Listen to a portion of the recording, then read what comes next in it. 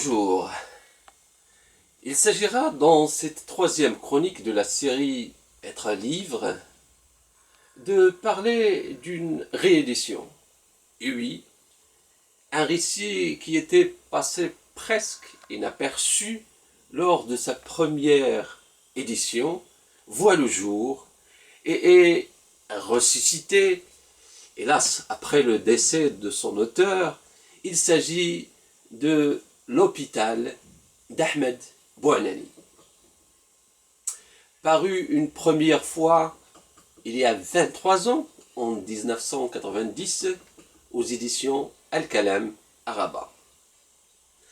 Il est réédité en France et au Maroc fin 2012, en France aux éditions Verdier et au Maroc dans cette belle et pratique édition DK Édition, Entendre Dar Kitab Édition, collection Dar Mamoun, une collection dirigée par Omar Barrada.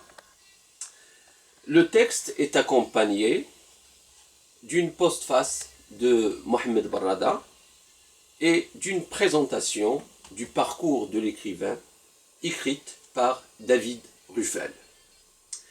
Le sous-titre ou l'étiquette du genre amorce le caractère énigmatique de ce roman, puisque l'étiquette ou le sous-titre indique récit au noir et blanc.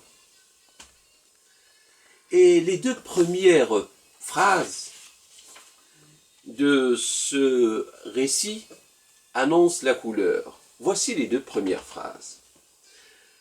Quand j'avais franchi le grand portail en fer de l'hôpital, je devais être encore vivant.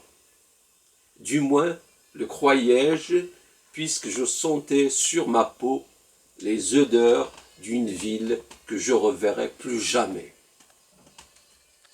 Et c'est parti pour un univers étrange et familier à la fois, où nous entraîne un narrateur bien à l'aise dans son rôle d'inventeur d'histoire.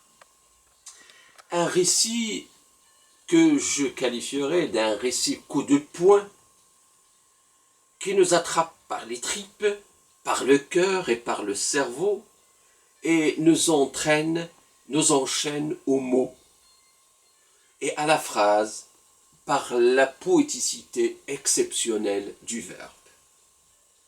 Un verbe sans concession qui passe de la violence extrême à la tendresse la plus absolue. Aucun artifice, aucune couture visible. La langue ici est naturelle, il coule de source. Cet univers est toutefois étrange.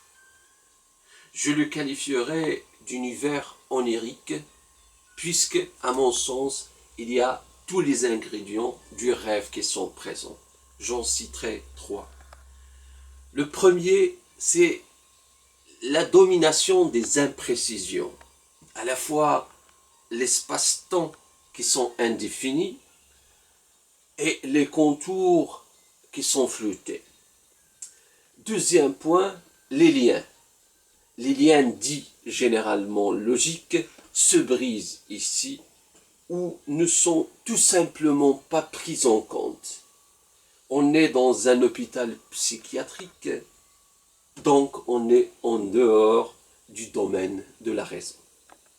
Troisième point, les figures ou les personnages.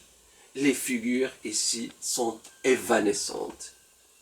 Les personnages, loin d'avoir une identité précise ou forgée au long du récit, ils sont plutôt réduits à de ridicules sobriquets. Nous rencontrons ainsi quelqu'un qui s'appelle le litron, un autre qui s'appelle le P, et un autre Argan, et le corsaire, et un autre qui s'appelle tout simplement OK. Sans oublier ceux ou celles qui s'invitent à l'improviste, notamment cette figure de la mort qui traverse le texte. Bref, nous avons affaire ce que le narrateur appelle caricature d'une vieille humanité, des fantômes au manteau de toile rude, heureux comme des arbres ou des rochers, résignés jusqu'à la vomissure. Fin de citation. Ahmed Bouanani n'a pas publié beaucoup de textes. Il est l'auteur de 3 recueils de poésie, Les Persiennes, Territoire de l'instant et Photogrammes. Et bien sûr de ce roman. Le grand public l'a surtout connu à travers son film, le long métrage As-Sarab du Mirage, sorti en 1979. Il a choisi de s'éloigner des Lumières, un peu déçu, comme en témoigne cette déclaration qu'il avait faite au magazine Tel Quel. Je cite la déclaration. « Sous le protectorat, on pouvait s'amuser et jouer au chat et à la souris avec les colons. Ils étaient quand même plus intelligents que ceux de la pré-indépendance. Avec l'indépendance, on ne pouvait plus rien faire, tout était interdit, sauf faire des films sur Mohammed V, le prince héritier et tout le bazar. Moi, je m'en foutais complètement de l'indépendance. » Fin de citation. Il s'éloigne alors pour s'éteindre le 6 février 2011 dans le village des Zayt Omrar, dans la région de Demnat. Son roman « L'hôpital » représente ce milieu où se perdent les repères, cet espace labyrinthique où l'existence n'a plus aucun sens. Et c'est pourtant un texte plein d'humour et de dérision. Un bric-à-brac savamment agencé.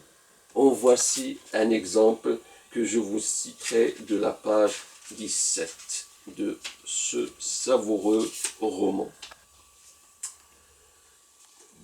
À part un étudiant en 2e année de médecine, auquel les microbes semblent avoir joué un mauvais tour, tous mes congénères sont analphabètes. La bibliothèque de leur mémoire contient des bribes du Coran, des lambeaux miteux du jardin parfumé, des 1001 nuits à la sauce de Marrakech et des anecdotes anachroniques de Jha. Ce sont des portefaix, des débardeurs, des boutiquiers, des chômeurs, des contrebandiers en tout genre. Des laissés pour compte de guerres incompréhensibles et d'une résistance nationaliste avortée. Des paysans sans terre, sans pain, largués là par hasard, en naufragés, fébriles, déroutés avec leur cargaison de saisons mortes, de vocabulaire rude, sentant encore le pain de maïs et la bouse des vaches. Un roman incontournable, d'une force d'imagination et d'écriture rarement rencontrée sur les rayons des bibliothèques. C'est dommage que Ahmed El Bouanani n'ait publié qu'un seul roman. Mais je pense que nous aurons bientôt une belle surprise. La publication de la saga familiale d'Ahmed Bouanani en 3 tomes. Il y relate l'histoire de sa famille à partir de la fin du 19e siècle jusqu'au début du 21e siècle. Sous le titre « Le voleur de mémoire », mémoire au pluriel. En attendant de mettre la main sur ce voleur des mémoires, savourons ce récit en noir et blanc ou en couleur. C'est aux éditions Decca pour le Maghreb et aux éditions Verdier en France.